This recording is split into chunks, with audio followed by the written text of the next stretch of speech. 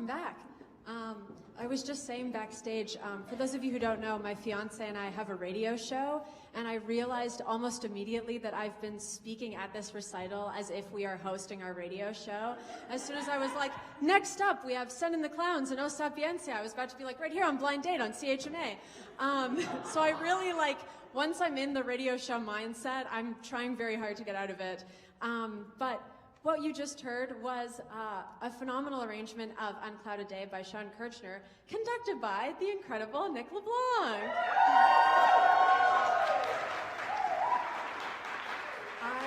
I'm going to circle back to Unclouded Day, but before that I will say, after that we performed Trois Chansons de Charles Darlin by Claude Debussy. Those pieces we learned as a chamber choir last year, and they're just so fun and so challenging, but so rewarding. And so again, special thanks to Eric and Abby for joining us on those, and also a special thank you to Claire and Eric and Jess and Joe for doing our little solo quartet in Movement 3, and Rachel and Paige for doing our solos in Movement 2.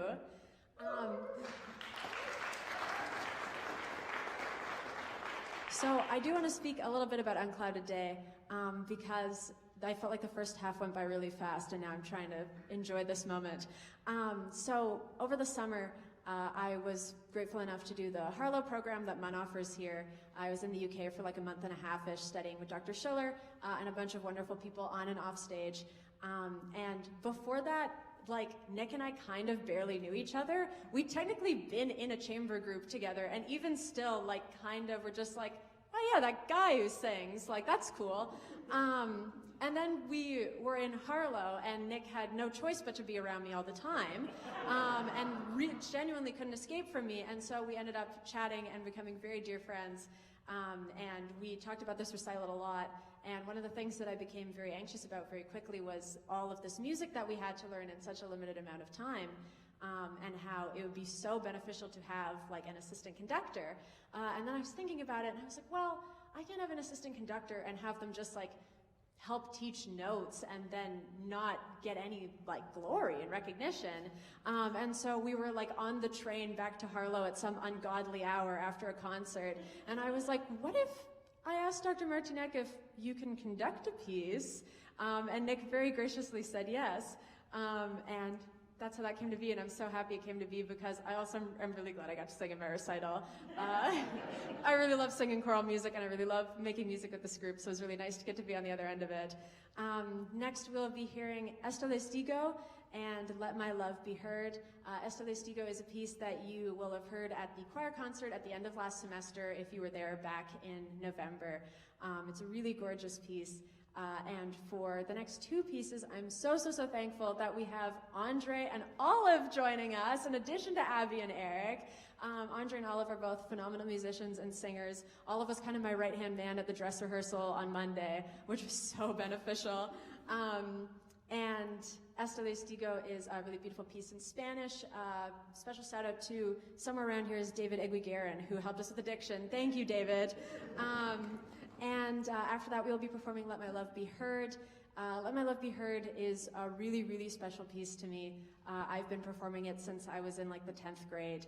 And I remember when I first started formulating this recital and the program, and talking to Dr. Martinek about it, he said that it would likely be in early February, sometime before the reading week. And I thought, gee, if it's in early February, it's either going to be on my mom's birthday or very close to my mom's birthday. And so I asked my mom, I said, do you have any requests? Do you have any requests for my recital? And she said, oh, can you do that beautiful Jake Runestad one about love and angels? And I was like, yeah, we can do that. We absolutely can. And so Let My Love Be Heard is for my parents all the way out on the other side of the country, and for everybody here.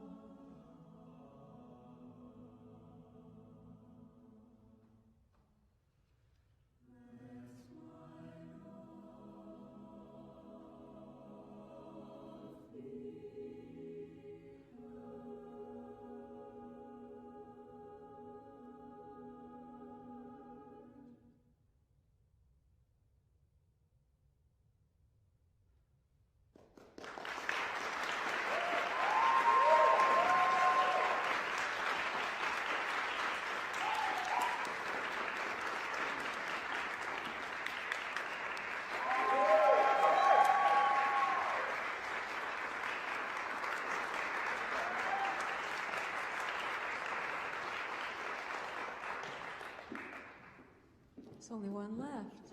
Oh. It really does feel like it's going by so fast. Or maybe that's just me. Maybe you guys are really happy there's only one left. There's a little bit of shuffling that happens here. And also, I did an English minor, which means I get to wax poetic now. So, first of all, the last piece that actually, no, I'll do that after. First of all, thank yous. Obviously, a really, really, really, really big thank you to Dr. Jakub Martinek, way out there in the Czech Republic. I miss you every day, but I'm, so grateful to have him as my applied professor. He's just incredible, and we had so much fun together last year in person, and we're having so much fun together now on Zoom doing our little virtual conducting. Special thanks to Susan Quinn for being so amazing this year. Susan has been so just open and excited about all the suggestions that me and the other grad students conductors have had, and been so generous with her podium time, and I'm very, very, very grateful to get to learn from her also. Thank you so much to Dr. Vernon Regier and Dr. Dylan Maddox, who are out in the audience, I think. Dr. Regier was, you may see that the program says Christina's conducting recital featuring the Acton Ensemble. So what we did was the sort of core group that you're seeing up here was a chamber group that existed last semester, and we met every week and worked on over half of this rep for all of last semester and did a chamber jury. Now we're back with even more. And Dr. Regier was our coach for that, and he was fantastic, and I'm so grateful. And I also had an amazing semester last fall of instrumental conducting lessons with Dr. Maddox, which I'm so, so grateful for, and I had such a fantastic time with. So thank you to you both. Yeah, let's keep clapping. Never let this recital end. Clap forever. Thank you so much again to Olive, Jess, Emma, Eric, Bruce, Peggy, Abby, Amy, Andre, for stepping in for no credit and no money and just doing this out of the kindness of their hearts and performing these pieces. It was so kind of you, and we could not have gotten through half of this program without you. So thank you folks so much again. You're incredible.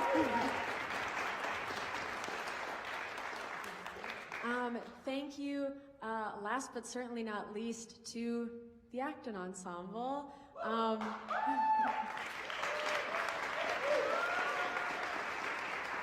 Having this dedicated chamber group for a conducting students recital was kind of a big experiment this year, and I like to think it really paid off. I cannot think of a better group of musicians to be up here with. Everybody is so talented and kind and dedicated, and it meant the absolute world to me. So thank you all so much. Thank you especially to Will and Nick. The way that the chamber group worked last semester is because getting 14 music students to all be available at the same time is literally impossible. So we met twice a week, and certain voice parts met on Thursdays, certain voice parts met on Fridays, but Nick and Will were there twice a week, every week. They were at every single rehearsal, and truly they were my anchors and my rocks. Will is one of the first people who was really my friend at MUN last year, and I've never forgotten that, and that means so much to me. And Nick is a new friend who, despite being younger to me, I imagine is what having a caring older brother is like. So thank you both for the extra dedication, on top of the already insane amount of dedication that everybody here put into this ensemble. Thank you to Noelle for composing and arranging Send in the Clowns just for us. Thank you to Joe for filling in a rehearsal that I missed for my recital. They led it just for me, and helping with sectionals and stuff. And of course, thanks to my parents for being great. Happy birthday, Mom. Thanks to my fiance. I really can't see anything, but I know you're back there. And thank you to all of my incredible friends in the audience. There are so many more of you than I could have ever dreamed. And yeah, I couldn't get through this degree without every single one of you. So we are going to be ending with Ring Out Wild Bells. Like I mentioned, this is a piece by Jonathan Dove, Movement 7, the last movement from his Passing of the Year cycle.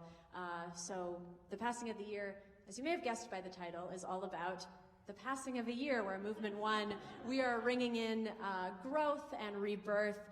O Earth, return, you know, we're sort of coming up out of the frost. And Movement 7 is almost like a New Year's Eve piece. We're ringing out all the pain and suffering and strife of the old year and ringing in hope and excitement for the future. This is an absolute behemoth, both to sing and play on piano. So thank you for learning this piece, if nothing else. But truly, thank you for everything.